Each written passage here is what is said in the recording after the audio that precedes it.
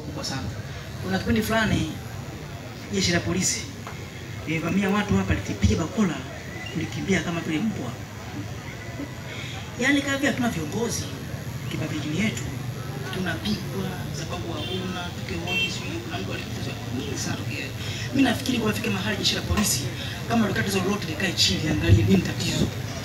Sawa mheshimiwa, tulipigwa hapa, tulipigwa kama Mungu hapa. Tumelala saa 2.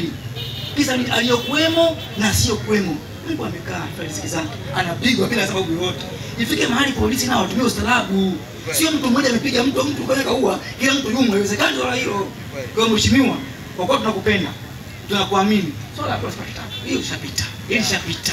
Hiyo usiangalie baba. Tunakupenda, tunakukubali mudu wetu, kuna baya kwetu sisi. Kazi na utu. Hiyo mheshimiwa. Labda nikushukuru kwa swali zuri na kutoa changamoto. Na jambo hili la polisi si jambo la Mlandizi tu hapa. Ni jambo ambalo ni maeneo mengi, hata kuna sehemu nishaye kuona kitu kama hicho. Ni kwanza sio hawana haki au right ya kumpiga mtu.